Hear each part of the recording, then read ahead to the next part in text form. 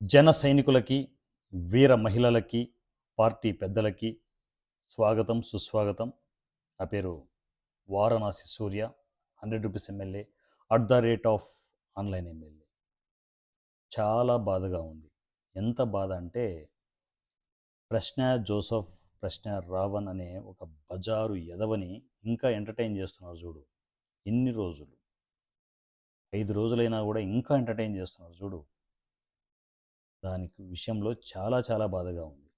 ఇలాంటి బజారు ఎదవని ఒక స్టేషన్ నుంచి ఇంకో స్టేషన్ తిప్పడం, అక్కడ బెయిల్ రావడం, అక్కడి నుంచి ఇంకో స్టేషన్‌కి, అక్కడి నుంచి ఇంకో స్టేషన్‌కి బెయిల్ తెచ్చుకుంటూ ఉండడం.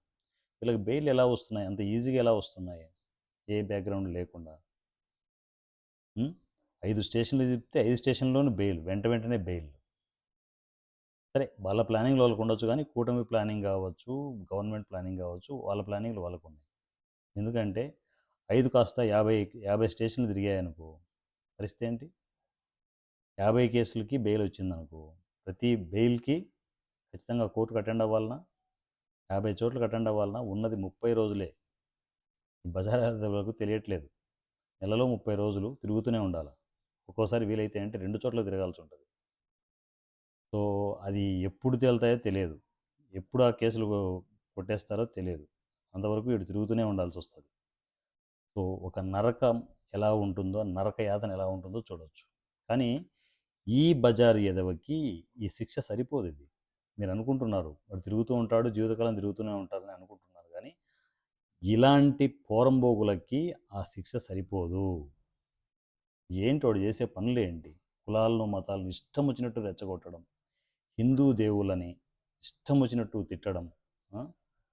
మన సీతమ్మని ఎంత పవిత్రంగా భావిస్తాం? సీతమ్మని అనరాని మాటలు అనడం. ఈ మనిషిని మనిషి అని అనాలన్నా, ఒక మానవ మృగం వాడు. అలాంటి మనిషిని ఏం చేయాలి తెలుసా? పవన్ కళ్యాణ్ గారు పవన్ కళ్యాణ్ గారు వస్తున్నారు. త్వరలోనే మీకు అనౌన్స్మెంట్ ఉంటుంది. Home minister mister Pawan Kalyan garu వచ్చిన తర్వాత ఇలాంటి బజార్ ఎదవల్ని ఎలా ఏరిపారేయాలో నాకు తెలుసు.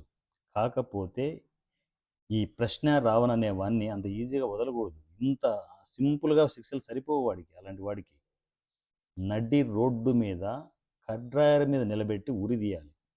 అప్పుడు అర్థమవుతుంది, ఇలాంటి పనులు చేస్తే శిక్షలు దారుణంగా ఉంటాయిరా.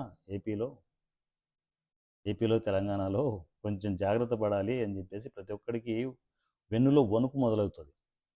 అలా చేసిన రోజు ఇలాంటి లుచ్చా లఫింగ్లు సోషల్ మీడియాలో తగ్గిపోతారు.